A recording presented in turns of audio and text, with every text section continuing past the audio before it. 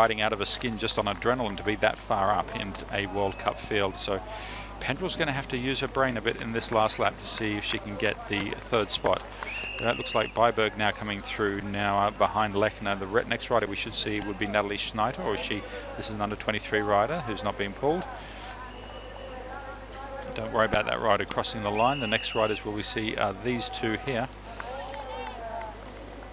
This looks like we should be seeing plate number 6. It is Schneitner going through with Urakova, so that's our top 10 going through. And Annie Last should be the very next one going through as well. There's 13, Annika Langvad, ahead of Catherine Pendrell, Sabine Spitz, and then Maja Wachowska. Fascinating group of 4.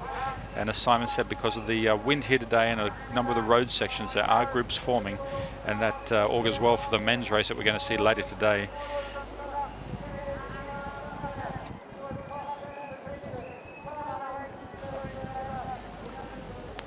So coming up in just under 2 hours from now will be the men's race at 2 o'clock British Summer Time, and that's 3 o'clock for all of our viewers on the European continent, and then for those of you watching from the east coast of North America, that will be coming up at about 8 o'clock in the morning your time.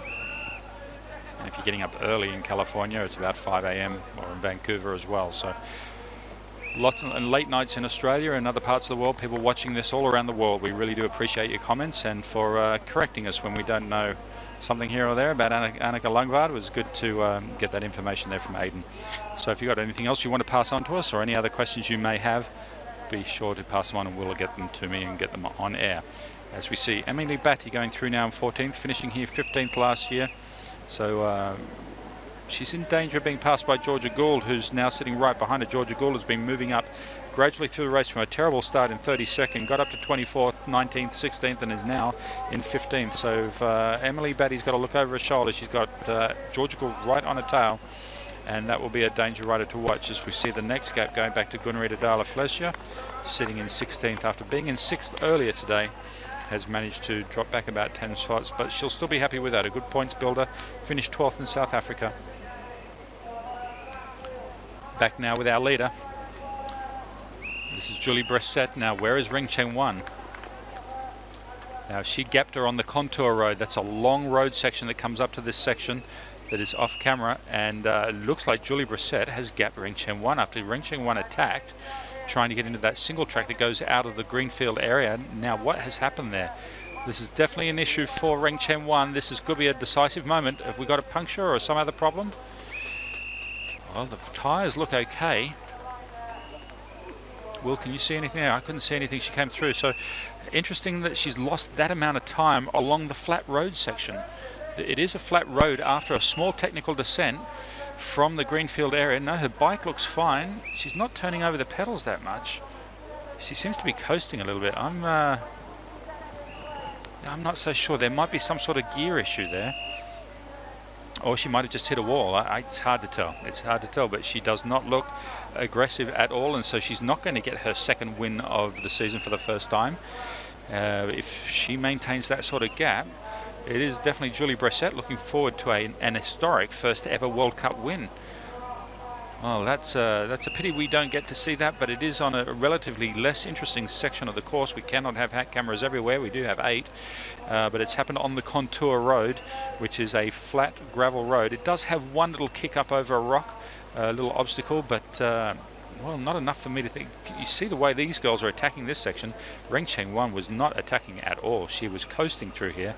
Now I don't know whether it's a gear selection issue or whether or not she's just hit a brick wall and cannot pedal the bike at the same rate as she was before. Fascinating indeed, as we see now Lenny Byberg trying to pick up Eva Lechner. So 3rd, 4th, 5th, 6th and 7th all within earshot of each other, and even as far back to 8th place. So only 20 seconds separating 3rd to 8th. So Lenny Byberg in the Norwegian national colours. But there we see Ring Cheng Wan back onto the start of Warragul. Well, she's looking a little tentative, but as I say, I didn't see anything on her to indicate she'd had a fall. And it could well be that she's just hit the physical brick wall and cannot go any harder right now. It is a hard and fast course, but it's interesting that it happened on the road. There's Marie-Ellen Premont, plate number 9, going through. She did cross the line just a little while ago in 11th spot, just outside the top 10.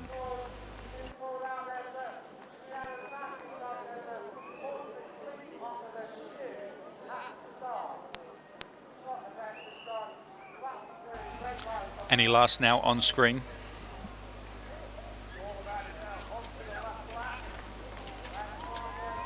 The young rider from Great Britain, the under-23 Hope, and another good result for her. If she can finish in 12th place, she finished 20th in South Africa, so a 12th place here would be a great result for her, would be her best ever World Cup result.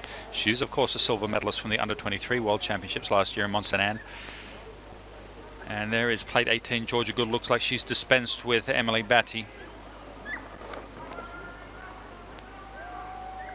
Georgia Gould, the American, riding for the Luna Pro mountain bike team, celebrating 10 years. There's Emily Batty, so she's managed to put a bit of a gap into Emily, who's now finding herself in 15th place, the position she finished here last year.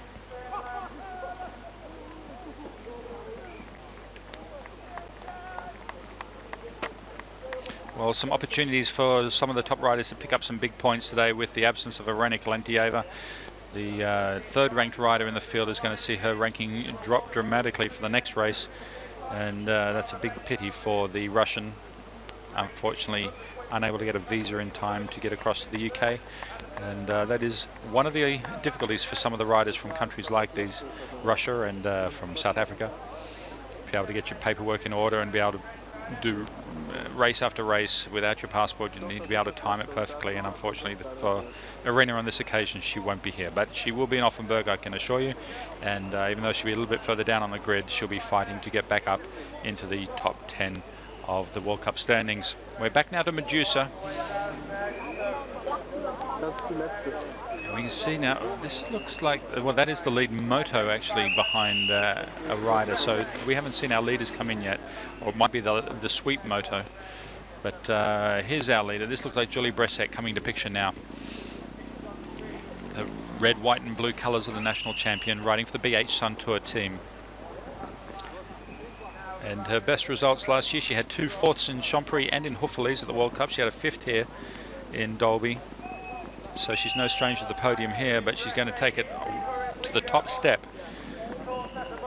She also ran she was here for the British round of cross country on this course this year, and she won that round. And so she does know this course quite well. So she was smart enough to come over and do the British National and race on this course before the World Cup, and to get to see how the course is. And a lot of people applauding as she goes through the last time through Tech Zone 2.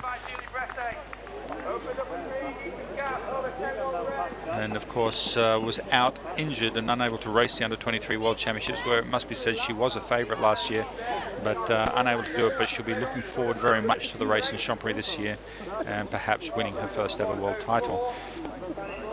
It's fairly obvious that she is the main favourite for that. If she can win a World Cup race, then she's got a very good chance of winning the under-23 world title. But as we've said before, the under-23 world championship race is a funny old race, and you can see some riders who have not really featured in World Cups suddenly find that they're at the front line, and it changes everything for them for that race indeed. But here we see Ring Cheng Wan really not attacking this section at all, and she may be in danger of being caught, and she is indeed. She is in danger of being caught by Catherine Pendrell. So Ring Cheng Wan, whatever problem she is facing, is now in danger of being caught by 3rd, 4th and 5th place. Well, the way she's holding her wheel down there, she does look very tired. My guess is that she is absolutely exhausted, that the effort of trying to stay at the front of the field from the very beginning has played a big part in her performance. And it was odd that I saw her attack there just after the feed zone, put in a bit of a sprint, and it may well be the very last of her legs that we're seeing now. Shouldn't be long now before we see the third. There it is, right in shot. We see Catherine Pendrell dropping in. There's Anneke Langvaard, and then Borchowska, Sabine Spitz, and now we see Eva Lechner joining this group. So we now have 5 riders with a chance of chasing down Ring Cheng 1. So as they go out of here, it's a long climb, and it is a climb that allows the riders to look way up the track. So Catherine Pendrell will be able to look up and see exactly where the tiring Ring Cheng 1 is, and may well indeed be able to pass her before the top of the climb. In fact, by the time we see them, I would not be surprised if at the back of Warri Gill, we will see them coming up through that AB line section, and Catherine Pendrell will already be in front of Ring Cheng 1. Because it is a very open section across the top there, headwind, riding on your own. It might be very difficult indeed for Ring Cheng 1 to stay in front of this chasing group of 5.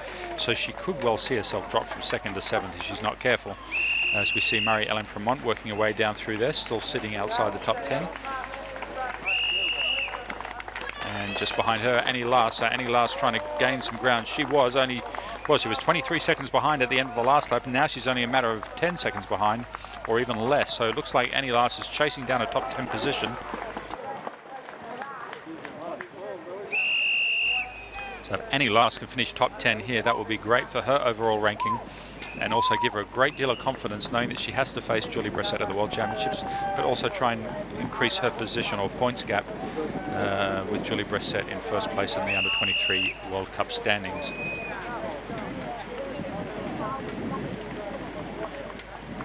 Let's say quite a few people out there. This is the other end of the course, and in this area there's a coffee shop set up and a small restaurant, big screen TV, and people are able to watch all the action from out there. It's a great spot to watch, and you get to see the leaders for a long time coming down through the 8 hairpin corners of Medusas.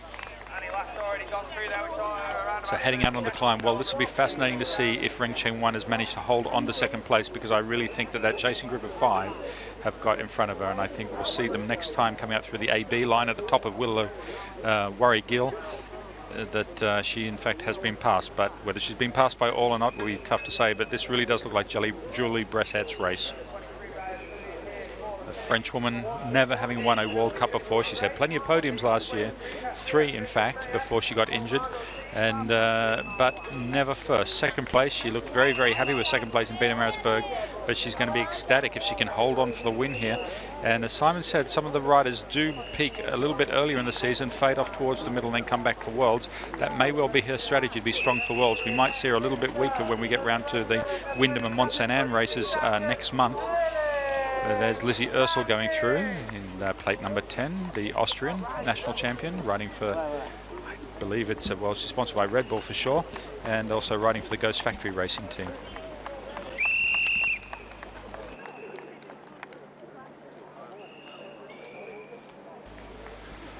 So we can see up the top now, this is the camera motorbike following down the leader. This is Julie Bressett coming into the section which I've been talking about at the top of Warri Gill as they head back towards, with just over 1.5 kilometres to go now. She's off the bike and walking up this section.